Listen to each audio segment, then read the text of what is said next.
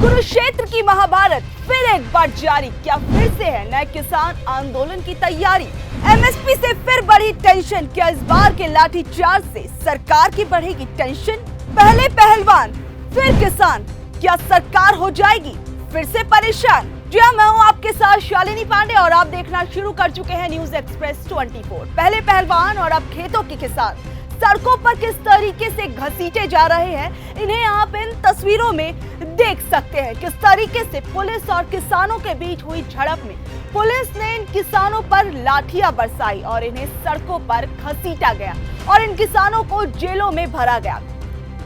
ये क्यों हुआ, क्या हुआ, हर एक चीज बारीकी से समझाऊंगी, लेकिन उससे पहले आप इन तस्वीरों को जरा गौर से देखिए। कहते हैं इतिहास अपने आप को दोहराता जरूर है, अब वो किसी भी रूप में हो। ये तस्वीरें हैं मंदसौर की 6 जून 2017 की। ये तस्वीरें हैं जब मंदसौर में किसानों की भीड़ पर सीआरपीएफ ने गोलियां दाग दी थी।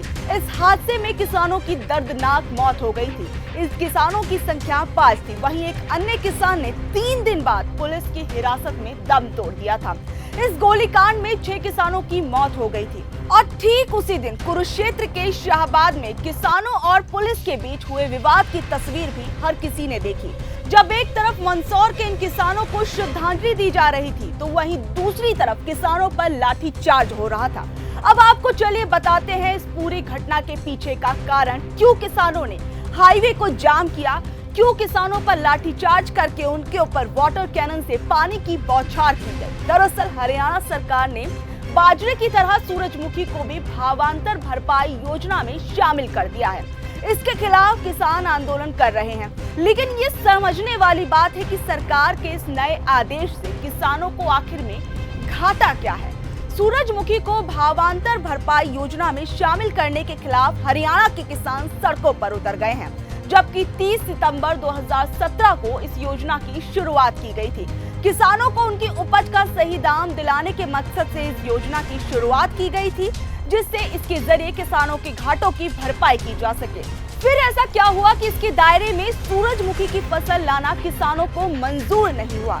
जाहिर है कि किसानों को इस योजना से नुकसान हो रहा होगा, तभी उन्होंने इतना बड़ा आंदोलन शुरू किया। अच्छी मंशा के साथ शुरू की गई ये योजना किसानों के लिए बुरी बनकर सरकार के गले की फांस बन गई। सबसे पहले इसका गणित समझने की जरूरत है। दरअसल सरकार सूरजमुखी को भावांतर योजना के तहत खरीद करने की तैयारी में है, मगर किसान सरकार की इस भावांतर योजना का विरोध कर रहे हैं। उनका कहना है कि इस योजना से किसानों को प्रति क्विंटल 1000 से ज्यादा का नुकसान हो रहा है, इसलिए फसल की एमएसपी पर खरीद हो। अब ये भावांतर योजना क्या है और इससे किसानों को क्या दिक्कत हो रही है, वो आपको बताते हैं। भावांतर भुगतान योजना के तहत सरकार किसानों को फसलों की कीमत में गिरावट आने पर बाजार में मिलने वाले भाव यानी मार्केट प्राइस और मिनिमम सपोर्ट प्राइस यानी न्यूनतम समर्थन रेट के बीच की अंतर राशि किसानों को देती है। अब सरकार सूरजमुखी को भावांतर योजना के तहत खरीद करने की तैयारी में थी, लेकिन मगर किसान जो थे वो भावांतर योजना का विरोध कर रहे हैं। उनकी मांग है कि इस योजना से किसानों को प्रति क्विंटल 1000 से ज्यादा का नुकसान हो रहा है, इसलिए फसलों की खरीद एमएसपी पर हो और न कि भावांतर पर हो। ये नुकसान उन्हें कैसे हो रहा है वो समझिए। दरअसल किसानों का आरोप है कि सूरजमुखी को भावांतर योजना में शामिल करके सरकार इसकी एमएसपी पर खरीद करने से बचना चाहती है। हरियाणा में सूरजमुखी का बाजार भाव 4000 से 4200 रुपए प्रति क्विंटल तक का है, जबकि इसका एमएसपी 6400 रुपए है। ऐसे में भावांतर योजना के तहत 1000 रुपए प्रति क्विंटल की मदद के बावजूद किसानों को 1200 से 1400 रुपए प्रति क्विंटल का घाटा साफ साफ पर दिखाई दे रहा है। वहीं इस योजना को जब हम बारीकी से समझेंगे तो ये पता चलेगा कि एमएसपी में कवर्ड फसलों को भावांतर के तहत लाने में असल में किसे फायदा पहुंच रहा है। दरअसल इससे व्यापारी और सरकार ज्यादा फायदे में नजर आ रहे हैं। योजना में साफ है कि अगर कोई व्यापारी किसी किसान को बाजरा या सूरजमुखी का एमएसपी से कम दाम देता है तो उससे होने वाले घाटे की भरपाई सरकार करेगी, जबकि सरकार चाहे तो एमएसपी में कवर्ड फसल आसानी से एमएसपी पर खरीद सकती है, लेकिन वो इसे भावांतर में शामिल करके एक तरीके से बैकडोर से व्यापारियों की मदद कर रही है। कोई भी सरकार ऐसा करेगी तो किसानों को व्यापारी एमएसपी से कम दाम ही देगा, मुनाफा कमाएगा व्यापारी और टैक्स पेयर्स के पैसे से उसकी भरपाई सरकार करेगी। योजना का दूसरा फायदा सरकार को है क्योंकि वो भावांतर में एमएसपी से कम पैसा दे रही है।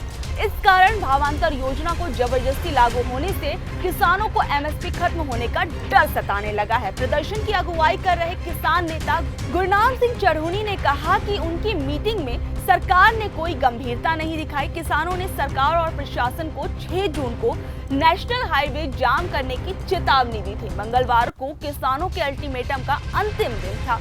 कुरुक्षेत्र में हुए बवाल पर अब किसान जगह जगह जाम लगा रहे हैं। सोनीपत के गन्नौर पुगथला रोड पर गुरनाम सिंह चढ़ूनी के किसान कार्यकर्ताओं ने जाम लगाकर ट्रैफिक बंद किया। वहीं अब ये पूरा मामला हमने कोशिश की कि आपको बारीकी से समझाया जा सके किस तरीके से किसानों को नुकसान है और किसे इसका फायदा है। आप लोगों का इस बारे में क्या कुछ कहना है, नीचे दिए गए कमेंट बॉक्स में जरूर बताइएगा।